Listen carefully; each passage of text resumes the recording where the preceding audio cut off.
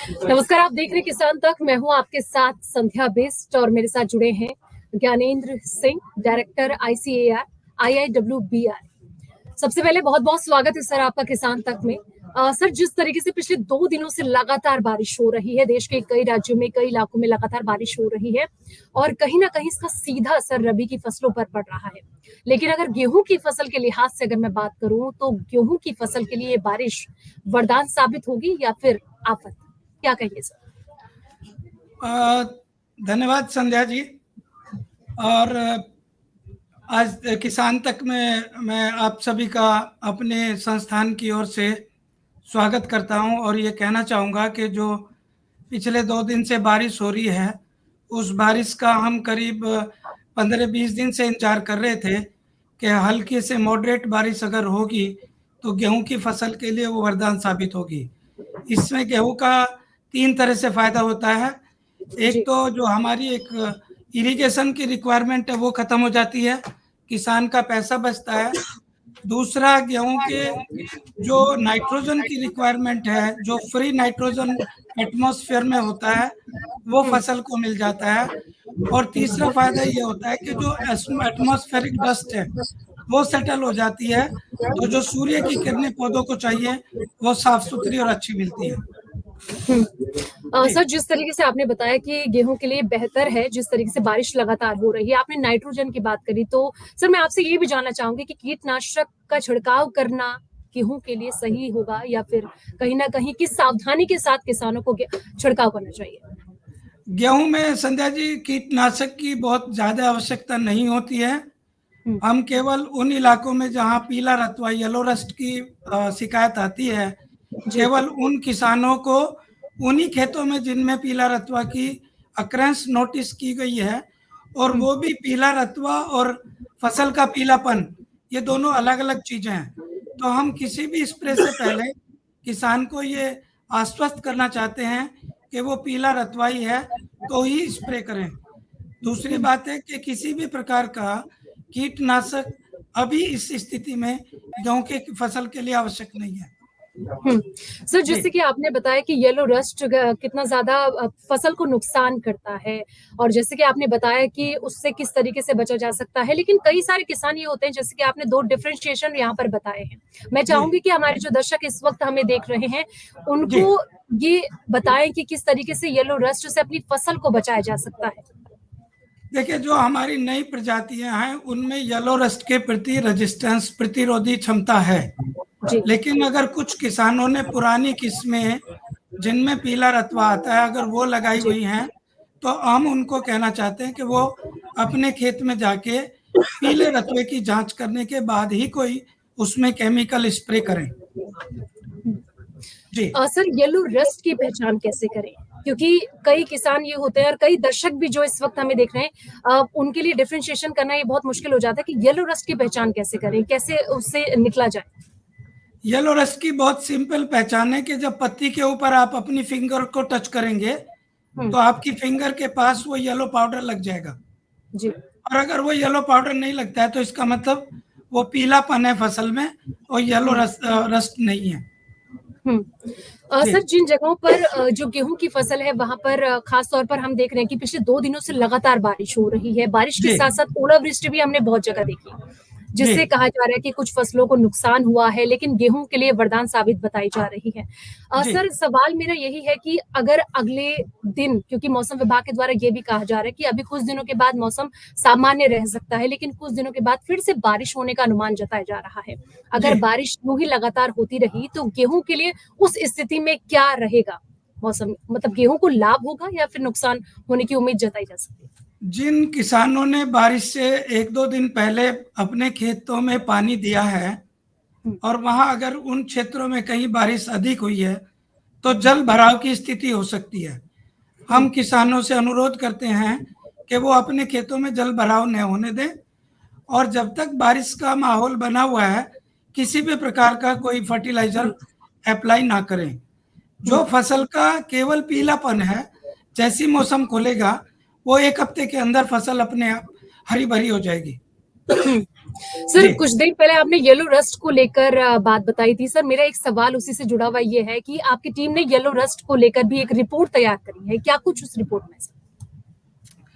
देखिए, yellow rust की जो शुरुआत होती है वो जो पंजाब का पहाड़ों से लगता हुआ इलाका है जिसको हम रोपड़ और जो आसपास का इलाका है, सबसे पहले येलो रस्ट की अकरेंस वहाँ पे होती है और हम अपनी टीम को हर हफ्ते वहाँ भेजते हैं ये चेक करने के लिए कि अभी वहाँ क्या हालात हैं। हमारी जो टीम अभी लास्ट वीक गई थी उनके मुताबिक अभी येलो जो रस्ट है वो किसानों के खेत में बहुत ज़्यादा नहीं है, कुछ छोटे छोटे पॉकेट्स में थोड़ी थोड़ी क्षेत्र में वो है और किसान उसको मैनेज कर रहे हैं। सर मेरा एक सवाल ये कि अगर मैं पिछले साल की बात करूं तो हमने देखा था कि मार्च के वक्त जनवरी के बाद जो मौसम था वो काफी ज्यादा देखने को मिला था, गर्माहट काफी ज्यादा हो गई थी जिससे कि कहीं ना कहीं बहुत ज्यादा गेहूं को नुकसान हुआ था। लेकिन इस बार क्या लगता है सर कि अगर वेव हिट देखने को मिलेगी तो फिर कितना नुकसान हो सकता है, और अगर बारिश यूं ही होती रही तो फिर उस स्थिति में किसानों को लेकर आप क्या कहेंगे?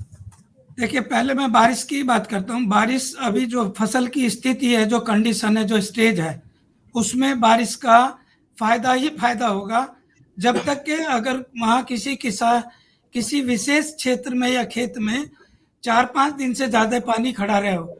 अगर 4-5 दिन से ज्यादा पानी खड़ा रहता है तो उस क्षेत्र में नुकसान होने की संभावना रहती है। अदरवाइज क्या होता है, ये बारिश कितनी लंबी चलती रहे, अगर ये केवल लाइट टू मॉडरेट रेन है तो इसका गेहूं को फायदा ही फायदा होगा, नुकसान नहीं होने वाला। रही बात जी, आपका ये कहना है कि जल भराव नहीं होना चाहिए, जल जमाव की स्थिति अगर बनती है तो वहां पर नुकसान होने की गुंजाइश है, और अगर जल जमाव नहीं होता है तो वहां पर मतलब फसल को कोई नुकसान नहीं होगा। जी जी। तो सर जिस तरीके से आपने जल भराव को लेकर कहा, तो क्या हिदायत आप किसानों को देना चाहेंगे कि किस तरीके से वो अपनी फसल को बचा सकते हैं आने वाले वक्त में अगर बारिश का दौर देखने को मिलता है? देखिए, सब किसानों को आजकल जागरूक किया जाता है कि वो जल भराव ना होने दें। हम समय समय पे एडवाइजरी भी जारी करते हैं। अगर किसी खेत में कहीं पानी ज्यादा हो जाता है तो उसको निकासी का प्रावधान करके उस पानी को बाहर निकाल दें, और जब तक खेत नॉर्मल ना हो किसी भी फर्टिलाइजर का, खासतौर से यूरिया का प्रयोग ना करें। सर जैसे कि आपने यूरिया का जिक्र किया, यूरिया का प्रयोग नहीं करना चाहिए, लेकिन बहुत से किसानों को नहीं पता होता है, वो इन चीज से अभी बाखबर नहीं हो पाते हैं, लेकिन उनको क्या हिदायत देने चाहेंगे कि कौन सी कीटनाशक दवाइयों का छिड़काव करना चाहिए, और अगर सर हीट वेव आती है तो उस कंडीशन में किस तरीके से वो अपनी फसल का सेव कर सकते हैं? जो समय से बोई गई गेहूं की फसल है उसमें यूरिया की जो नाइट्रोजन की रिक्वायरमेंट की डोजेज थी वो किसान ऑलरेडी डाल चुके हैं। केवल जो लेट सोन की है, जो देर से बिजाई की हुई है, उसमें हो सकता है कुछ किसानों की सेकंड डोज बची हो, तो वो सेकंड डोज केवल मौसम खुलने के बाद ही अपनी उस सेकंड डोज को डालें।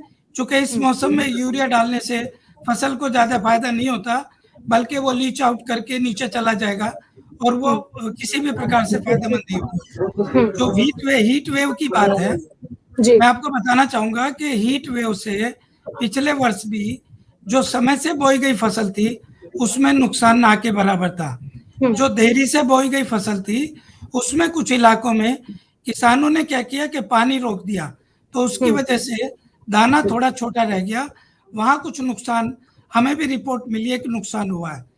आने वाले सीजन के लिए हम किसानों को सलाह देते हैं कि अगर गर्मी बढ़ती है, अचानक गर्मी बढ़ती है, तो अपने गेहूं की खेत में वो हल्की सिंचाई का प्रावधान रखें ताकि वो नमी बनी रहे और जो अचानक तापमान में वृद्धि हुई है उससे फसल के नुकसान को बचाया जा सके। तो सर जैसे कि आपने बताया गेहूं को लेकर कि गेहूं से किसान जो लगातार बारिश हो रही है उससे अपनी फसलों को कैसे बचा सकते हैं, और जो उपाय भी आपने बताया कि कोशिश भी है कि जो किसान इस वक्त हमें देख रहे हैं वो इस जो भी टिप्स हैं इनका इस्तेमाल जरूर करें अपने खेतों में। और खास तौर पर अगर सर मैं जौ की बात करूँ, अब बातें जौ की बात करते हैं, और जौ की फसल के लिए जो बारिश हो रही है पिछले 2 दिन से लगातार, ये क्या कहा जाए, वरदान साबित किया जाए या फिर कहीं ना कहीं गेहूं की और जौ की जो रिक्वायरमेंट है, चाहे वो लाइट की हो, पानी की हो, फर्टिलाइजर की हो, करीब करीब बराबर है। चूंकि दोनों रबी की फसलें हैं तो गेहूं की और जौ की दोनों फसलों के लिए ये बारिश फायदेमंद है। सर, जैसे कि आपने बताया कि जौ के लिए भी जो ये बारिश हो रही है वो फायदेमंद साबित हो रही है। लेकिन सर एक सवाल ये भी है कि देश में इस साल गेहूं और जौ के उत्पादन को लेकर क्या आपका अनुमान है? इसको लेकर आप क्या कहेंगे? गेहूं का चूंकि क्षेत्रफल करीब करीब 10 से 12% इस बार बढ़ा है, तो हम अनुमान लगा रहे हैं कि 112 मिलियन टन का जो आंकड़ा है गेहूं के उत्पादन का, वो देश प्राप्त कर पाएगा। और पिछले साल के मुकाबले ये करीब करीब 5 मिलियन टन ज्यादा होगा और एक तरह से रिकॉर्ड उत्पादन की हम संभावना रखे हैं। जी बिल्कुल। तो जिस तरीके से सर आपने बताया कि किस तरीके से जो लगातार बारिश हो रही है पिछले 2 दिनों से, और आपने ये भी कहा कि ये बारिश कहीं ना कहीं गेहूं और जौ के लिए वरदान साबित भी हो रही है, लेकिन जिन किसानों ने देरी से अपनी फसल को लगाया है उनके लिए कहीं ना कहीं परेशानी खड़ी हो सकती है। और जो तमाम टिप्स भी आपने बताए हैं, मैं चाहूंगी सर एक बार आप उन टिप्सों को और कुछ क्या जानकारी हमारे किसान जो भाई इस वक्त हमें देख रहे हैं उनको क्या कुछ टिप्स आप देना चाहेंगे? संध्या जी, इसमें 3 बातें विशेष हैं। अपने खेत में पानी खड़ा ना होने दें, और फर्टिलाइजर का प्रयोग ना करें, मौसम पे नजर रखें, और पीला रतुआ और पीलापन की पहचान करके अगर पीला रतुआ बीमारी साबित होती है एक्सपर्ट्स के द्वारा तो ही स्प्रे करें, अन्यथा स्प्रे ना करें। और मौसम के ऊपर नजर रखें, पानी जल भराव की स्थिति ना होने दें। हर मामले में जो अभी बारिश हो रही है वो गेहूं के लिए अच्छी है, और इस स्टेज में गेहूं के लिए बारिश होना बहुत अच्छा माना जाता है। जी बिल्कुल, बहुत बहुत शुक्रिया सर हमसे जुड़ने के लिए, और ये तमाम जानकारी हमारे दर्शकों किसानों तक पहुंचाने के लिए बहुत बहुत आपका शुक्रिया।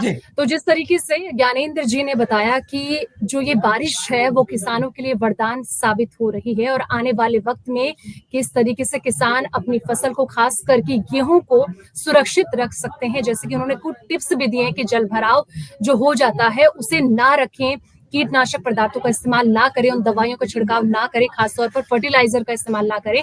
तो ये तमाम बातें जो इस वक्त हमारे दर्शक देख रहे हैं वो खासतौर पर इस बातों का ध्यान रखें।